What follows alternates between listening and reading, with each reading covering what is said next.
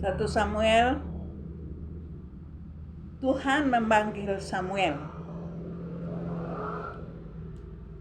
Dan saya akan kasih judul dari firman itu adalah bahwa diam dalam pembaringan Tuhan.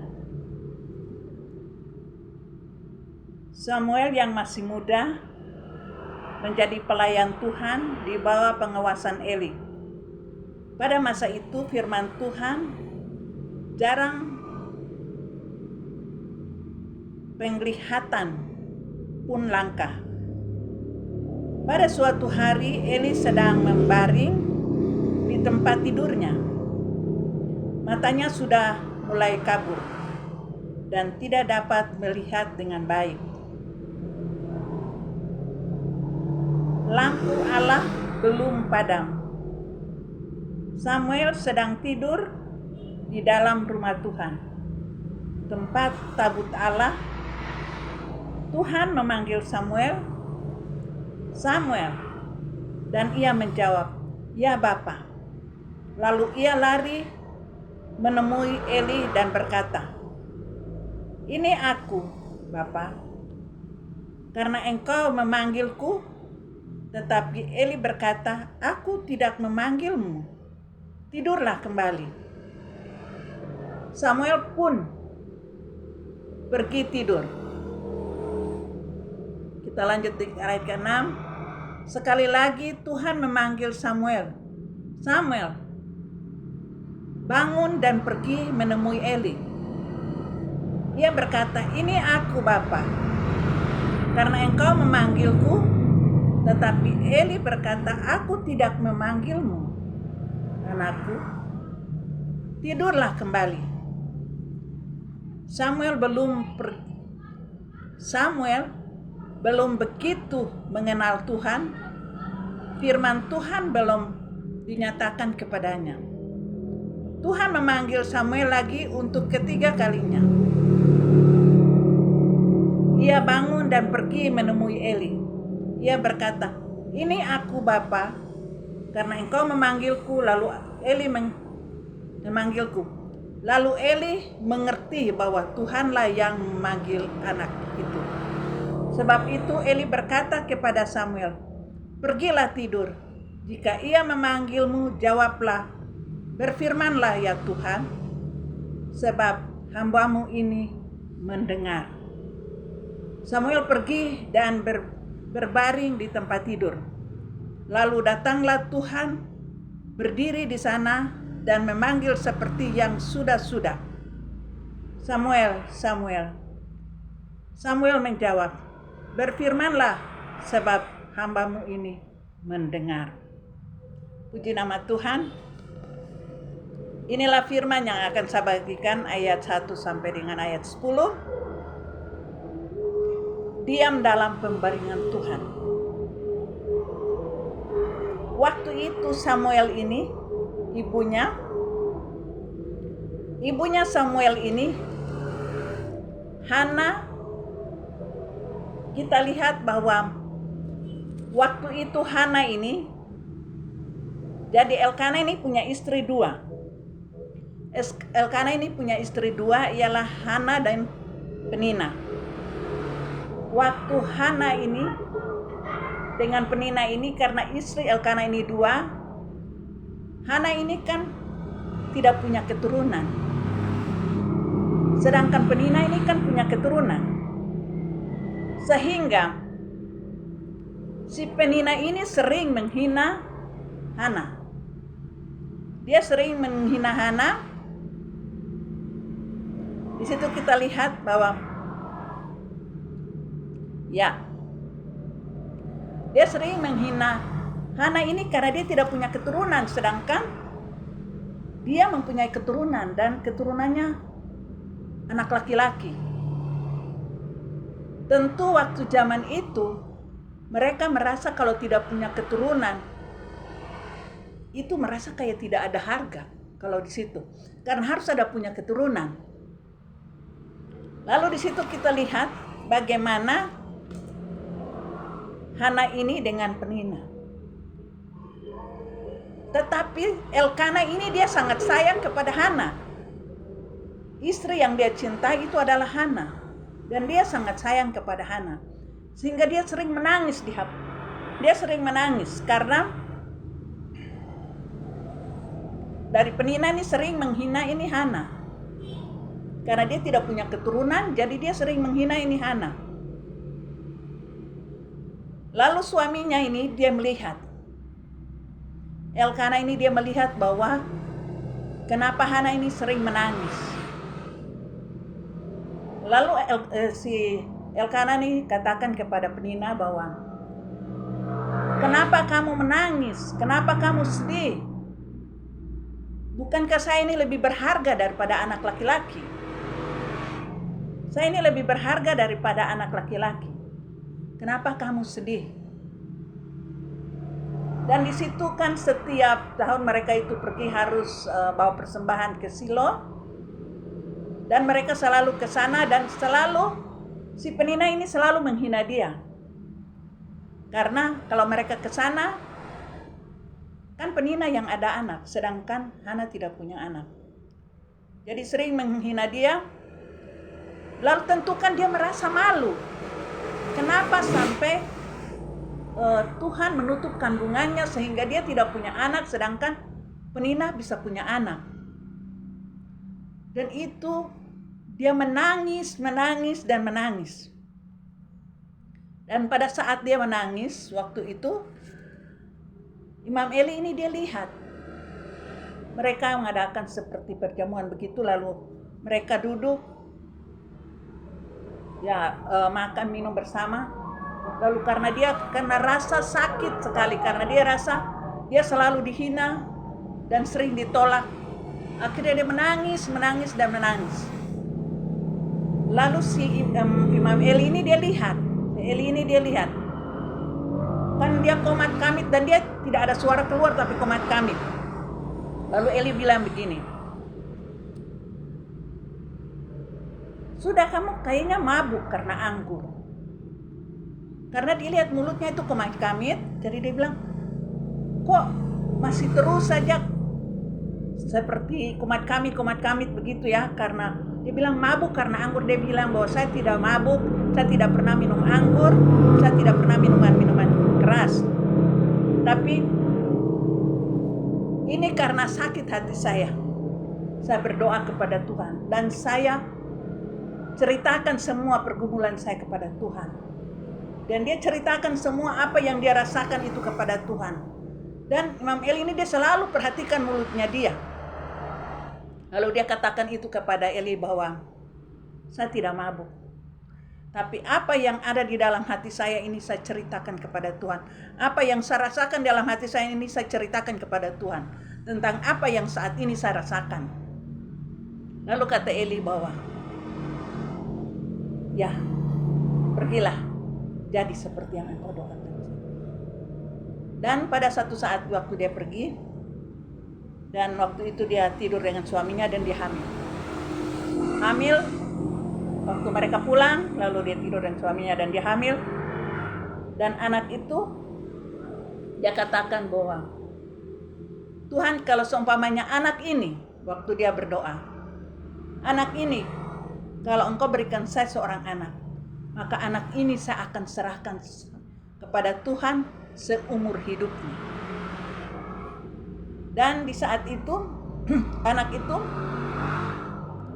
dia menyusui sampai anak itu bertumbuh dewasa. Anak itu bertumbuh dewasa, dia rawat, dan itulah kita lihat dari seorang ibu yang mencintai anaknya. Sekalipun dia sangat mencintai anaknya, tetapi anak itu pemberian daripada Tuhan, dan dia juga akan kembalikan kepada Tuhan. Dan di saat itu setelah anaknya itu sudah, waktu mereka ada pergi ke ini untuk mereka berdoa ke Silo, waktu mereka pergi berdoa dan dia menolak untuk dia pergi. Dia bilang dia sudah dulu anak, setelah anak ini sudah disapi baru dia serahkan. Dan disitulah dia serahkan anaknya kepada Tuhan, dan anak itu tinggal di situ di Silo dengan Imam Eli. Dan di sini kita lihat bahwa bagaimana seorang ibu yang mengasihi anaknya, Walaupun anaknya itu masih kecil, tetapi dia serahkan kepada Tuhan. Dan Eli ini selalu ada bersama-sama dengan Samuel. Dan mereka ada di bait Allah. Kenapa sampai dikatakan bahwa Samuel ini selalu terbaring di bait Allah? Dia selalu diam di dalam bait Allah. Karena dari masih sebelum ibunya mengandung, ibunya sudah berdoa bahwa anak ini akan kuserahkan kepada Tuhan. Dan dia serahkan anak itu kepada Tuhan. Dan anak itu selalu ada di dalam bait Allah. Dia tidur setiap hari sampai pun Eli panggil dia ada di dalam bait Allah. Dia ada di dalam bait Allah, dia merasakan apa yang dia rasakan, yang pernah ibunya mungkin sudah serahkan dia ke dalam tangan Tuhan. Biasanya kalau anak-anak, mereka inginkan dekat dengan orang tua, ya, terutama ibu. Mereka ingin selalu ada di pelukan orang tua. Tetapi dia masih kecil, dia tidak ada di dalam pelukan orang tua. Malah setelah disapi, dia dikembalikan kepada Tuhan dan tinggal bersama Eli di bait Allah. Dan dia selalu ada di pembaringan bait Allah. Itu berhubungan dengan kita. Apakah kita selalu ada di dalam bait Allah atau tidak? Apakah kita setiap hari kita ada datang kepada Tuhan, kita diam di dalam bait Allah atau tidak? Apakah kita mengikuti Tuhan?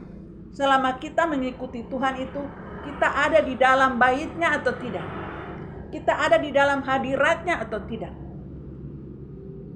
Tuhan mau supaya kita merasakan apa yang Samuel rasakan. Dia dikasihi Tuhan dan dia dicintai Tuhan. Kalau kita selalu ada di dalam bait Allah, kita ada di dalam naungan Allah, Tuhan sangat mencintai kita. Tuhan pedulikan kita seperti apa yang Samuel rasakan. Bahwa Samuel merasakan bagaimana dia ada di dalam perlindungan Tuhan. Dia ada di dalam pelukan Tuhan. Segitu Tuhan panggil dia. Berulang-ulang Tuhan panggil dia. Dan dia sangka itu Eli yang panggil dia. Ternyata Tuhan yang panggil dia dan dia bukan ada di luar, tetapi dia ada di dalam bait Allah. Itu yang Tuhan mau di dalam kehidupan kita orang-orang percaya. Tuhan mau supaya kita selalu ada di dalam hadirat Dia. Tiap pagi kita buka mesbah dengan Dia. Tiap malam kita datang kepada Dia. Kita menyerahkan kehidupan kita ke dalam tangannya. Itu yang Tuhan mau di dalam kehidupan kita orang-orang percaya. Kebanyakan kita mungkin doa asal-asalan saja. Karena sudah mengantuk, akhirnya kita doa asal-asalan. Apakah kita bagi waktu dengan Tuhan? Dari jam sekian sampai jam sekian saya harus ada di dalam hadirat Allah. Dari jam sekian sampai jam sekian saya harus di sini. Saya harus berdoa. Kita harus bagi waktu itu dengan Tuhan. Kita sendiri yang sudah harus menentukan bahwa saya dari jam sekian sampai jam sekian saya ada dengan Tuhan. Saya ada di dalam hadirat Tuhan. Saya harus bersama-sama dengan Tuhan. Kalau sering kita lakukan hal itu di hadapan Tuhan, maka kita adalah orang-orang yang dikasihi Tuhan. Karena kita tahu, kita bisa bagi waktu kita dengan Tuhan. Sesibuk-sibuknya kita, secapek-capeknya kita, kalau kita sering bagi waktu dengan Tuhan, pasti kita dipedulikan Tuhan. Pasti kita diperhatikan Tuhan. Seperti apa yang Samuel lakukan. Dan dia makin bertumbuh dewasa. Samuel makin bertumbuh dewasa.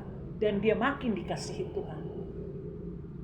Beda dengan anak-anak Eli. Anak-anak Eli ini anak-anak yang jahat. Hofni dan Penias ini. Mereka jahat. Beda dengan Samuel. Karena Samuel, dia beda. Kenapa dia beda? Karena Samuel memang sebelum ibunya mengandung juga, ibunya sudah bawa dia di dalam doa. Sampai kan waktu ibunya mengandung dia, pasti ibunya selalu berdoa untuk anaknya. Sampai anaknya lahir juga dia serahkan ke dalam tangan Tuhan. Untuk Tuhan. Karena ini dari Tuhan. Tetapi waktu sudah ibunya serahkan Samuel kepada Tuhan, di situ kita lihat Tuhan kasih lagi anak keturunan, anak laki-laki dan anak perempuan. Itulah Tuhan cinta kepada kita apabila kita sungguh-sungguh dekat dengan Dia. Kita sungguh-sungguh ada di dalam hadirat Dia. Kita sungguh-sungguh terbaring. Kita selalu terbaring bersama-sama dengan Tuhan. Ada kalanya kita mungkin punya persoalan masalah yang kita alami. Apakah waktu itu kita akan menangis di bawah kaki Tuhan atau kita bercerita kepada teman? Kalau kita bercerita kepada teman, maka semua itu akan sia-sia. Karena apa? Bisa itu menjadi gosip rohani. Tapi kalau kita mengalami persoalan, masalah, sakit, penyakit yang kita alami dalam kehidupan kita, cukup kita cerita kepada Tuhan. Kita cerita kepada Tuhan, kita lihat pertolongan Tuhan dalam kita punya kehidupan. Kalau kita banyak bergaul akrab dengan Tuhan, kita banyak datang kepada Tuhan, kita ambil waktu-waktu tertentu dengan Tuhan, maka kita akan rasakan apa yang Tuhan buat untuk kita. Kita akan rasakan pertolongan Tuhan di dalam kehidupan kita apabila kita selalu datang kepada Tuhan. Apabila kita selalu mau dekatkan diri dengan Tuhan, pasti kita akan alami apa yang Tuhan lakukan untuk kita. Jangan kita menjauh daripada Tuhan. Kita harus selalu ada di dalam pembaringan Tuhan. Kita selalu ada di dalam pembaringan Tuhan. Kita alami apa yang Samuel rasakan, kita juga akan rasakan. Apa yang Samuel dapatkan, kita juga akan dapatkan. Kalau kita selalu ada di dalam pembaringan Tuhan. Kita bersama-sama dengan Tuhan. Kita selalu menangis di bawah kaki Tuhan. Kita selalu datang dan membawa persoalan kita kepada Tuhan. Percaya, Tuhan tidak akan meninggalkan kita. Tangan Tuhan selalu mengangkat kita dan membawa kita kepada kemenangan demi kemenangan. Karena Tuhan tidak pernah membiarkan kita itu jatuh sampai tergeletak. Tapi tangan Tuhan selalu menopang kita dan membawa kita kepada kemenangan. Yakin dan percaya bahwa Tuhan selalu ada untuk kita. Tuhan selalu ada untuk saudara dan saya. Tuhan tidak pernah meninggalkan saudara dan saya. Dia sangat mencintai kita kalau kita selalu ada di dalam pembaringan. Maka kita rasakan pertolongan Tuhan di dalam kehidupan kita hari lepas hari. Kita akan bersama-sama dengan Tuhan. Amin.